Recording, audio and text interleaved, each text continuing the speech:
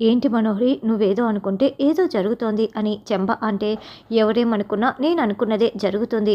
ఆ పార్థు నా మెల్లో తాళి కట్టేలోపు నేను ఉరితాడు బిగించేస్తాను అని మనోహరి అంటే, అంటే చంపేస్తావా అని చెంబ అంటుంది.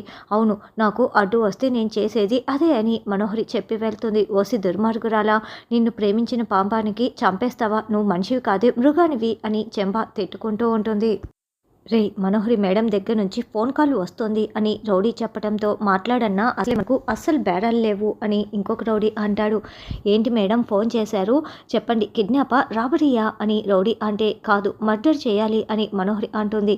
ఏంటి మర్డరా, మర్డర్ అంటే మేము పట్టుపడిపోతే పోలీస్ స్టేషన్కి జైలుకి శిక్ష అనుభవించడానికి వెళ్లాల్సి ఉంటుంది మేడం, కాబట్టి చాలా ఖర్చు అవుతుంది.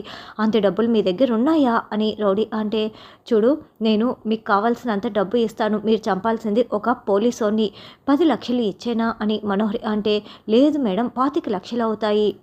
అంత డబ్బులున్నాయా అని రౌడీ అంటే, నేను మీకు డబ్బుని నగల రూపంలో ఇస్తాను, అవి అమ్ముకుంటే అంతకంటే ఎక్కువగానే వస్తుంది, కానీ మీరు చంపాల్సిన అతన్ని నేనే తీసుకువస్తాను, నా వెంట పెట్టుకు వస్తాను అని మనోహరి చెప్తుంటే అదంతా చూపిస్తూ ఉంటారు.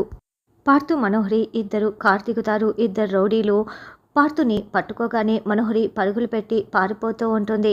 ఇక ఇద్దరు రౌడీలు పార్థుని చంపగానే ఇంకొక రౌడీ మనోహరిని దగ్గర ఉన్న నగలు తీసుకొని వెళ్ళిపోతారు. ఏంటి నేను చెప్పిన ప్లాన్ మొత్తం గుర్తుందా?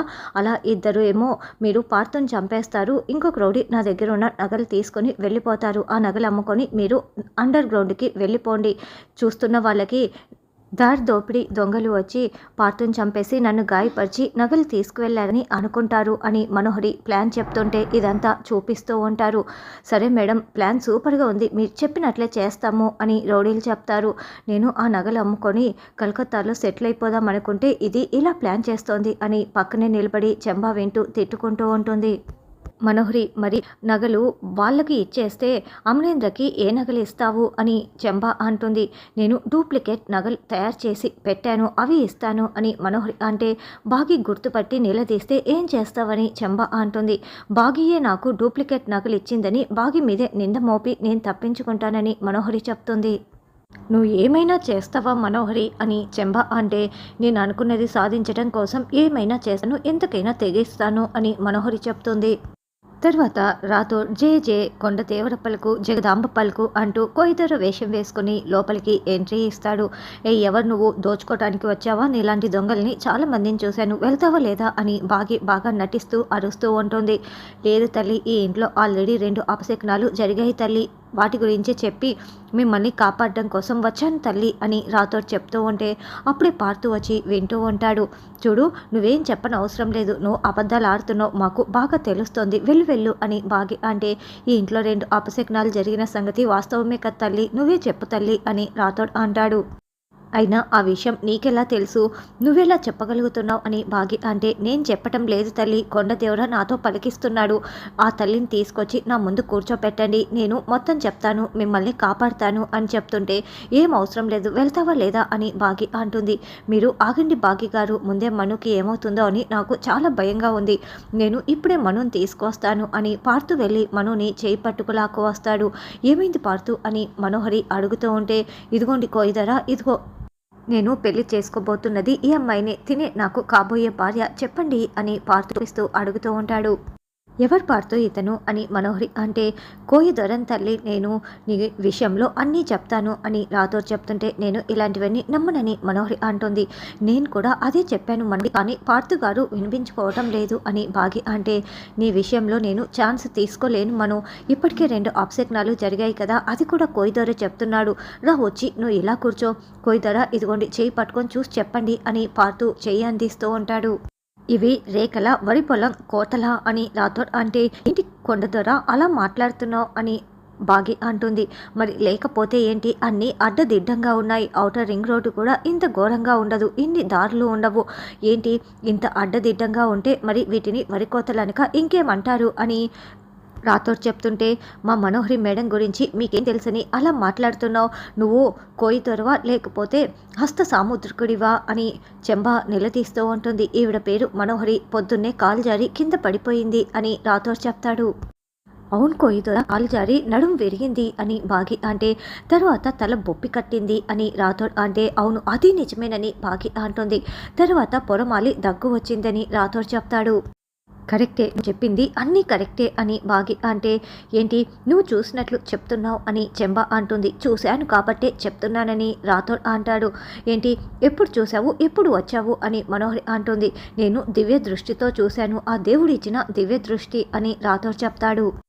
మీరు నిజంగానే దేవుళ్లాగా అన్నీ చూసినట్లు చెప్తున్నాను, మిమ్మల్ని అనుమానించి అవమానించాను, ప్లీజ్ నన్ను క్షమించండి కోయిదరా అని బాగి దండం పెడుతూ వేడుకుంటూ ఉంటే, అలాగేలే తల్లి అని రాథోడ్ అంటాడు. కొండతర ఇలా ఎందుకు జరుగుతోంది కారణం చెప్తారా అని పార్తు అంటే, పర్ల సొమ్ము పాము వంటిదంటారు, మీరు ఎవరి దగ్గరనైనా ఇనుమో రాగో ఇతడో బంగారం లాంటి ఏదైనా తీసుకున్నారా అని రాథోడ్ అంటే, మా అక్క నగలు తీసుకుంది అని బాగి చెప్తుంది. అయితే అందుకే మీ ప్రాణాలు కూడా పోతాయి, ఆ నగలు మీకు అస్సలు కలిసి రాలేదు, అందుకే మీకు ఈనాటి శని పట్టుకుంది అని రాథోడ్ అంటే, నగలు ధరిస్తే ప్రాణాలు పోవటం ఏంటి అని బాగి అంటుంది.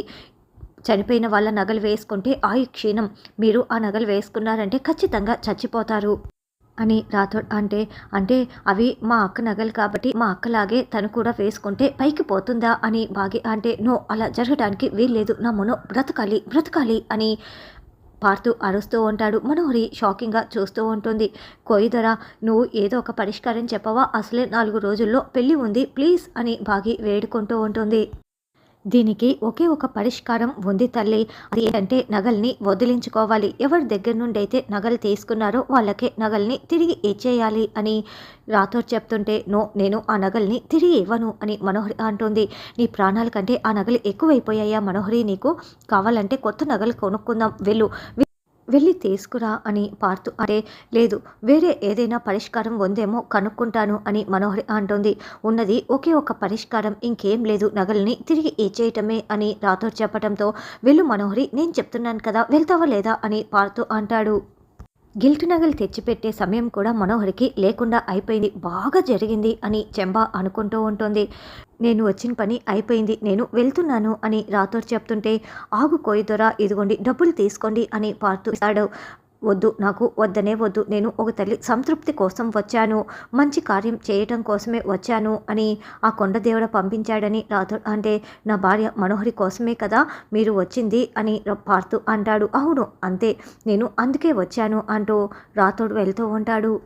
రాథోడ్ రోడ్డు మీదకి వెళ్ళి బాగీకి ఫోన్ చేయటంతో బాగీ కిచెన్లోకి వచ్చి మాట్లాడుతూ ఉంటుంది. మిస్సమ్మ ఆ మనోహరి నగలు ఇచ్చేసినట్లే కదా, మన ప్లాన్ సక్సెసే కదా అని రాథోడ్ అంటే, ఇదంతా నీ వల్లే రాథోడ్, మన ప్లాన్ సక్సెస్, ఇక డౌట్ పడాల్సిన అవసరమే లేదు, పార్థు గారు తప్పకుండా తిరిగి ఇచ్చేలా చేస్తారు అని బాగి అంటుంది.